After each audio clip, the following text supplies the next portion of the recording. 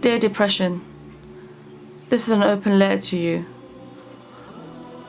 I wasn't sure if I should write this or not, but it's a part of me that needs to lay it out.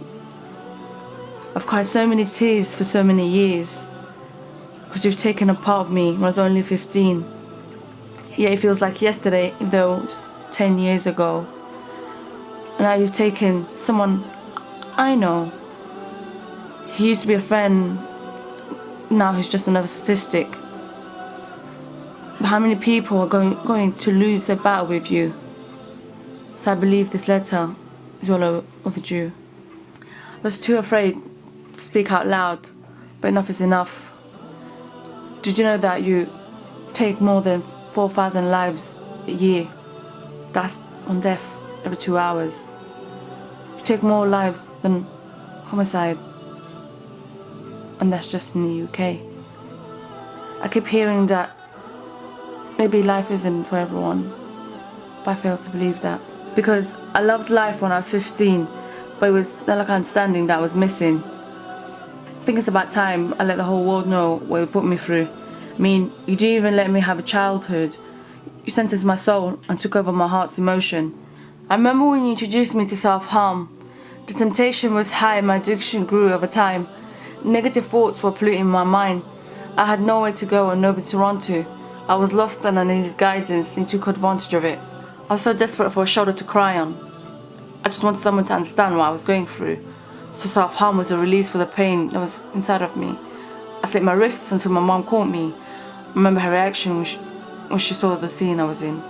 She asked me what could be hurting you, my child, when you have God in your life. But she didn't understand that I found comfort in you, because you're the only one that stood when nobody else ever could. You made me feel accepted when I felt rejected. You gave me hope. Now I realize it was all a delusion. I remember when I stopped self-harming, I felt strange, because it was part of my daily ritual. So I started again. I had so much self-loathe that I began to burn my hands. I used one matchstick for each wound. And when I think of it now, I'm glad the only scars I have are the ones in my heart. I decided to write this letter as a voice for the millions of lives, those who are no longer here and those on the edge of darkness. I know if I didn't speak now, I would have to forever hold my peace. But I can't let you win. I can't let you walk away free of charge, taking the souls of other lives and playing the role of the angel of death.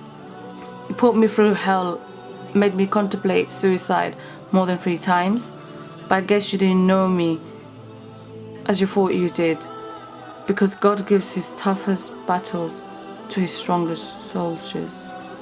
So I took every pain in my body and turned it into a story to inspire millions of lives, because it doesn't matter what your religion, culture or background is, because just like cancer or any other disease, mental health is a real thing. Except we don't receive the support that we need, and only after we take our lives, people then decide to hear our cries, because they fail to see signs. But why do you need to wait that late? Because when we're alive, you call it seeking attention or overreacting. What you just heard was my struggle, a story of a girl who picked herself up when her family and community couldn't understand her. Because it isn't enough that depression is a stigma and I had to deal with it, but it's also a taboo in my culture and as a Muslim. Now I'm on a mission to help others and use what used to be my weakness to strengthen millions. Mental health is a real thing. So dear depression, I accept your challenge. It's me against you in this world of mental rejection. Yours sincerely, Khadija Abdul Hamid.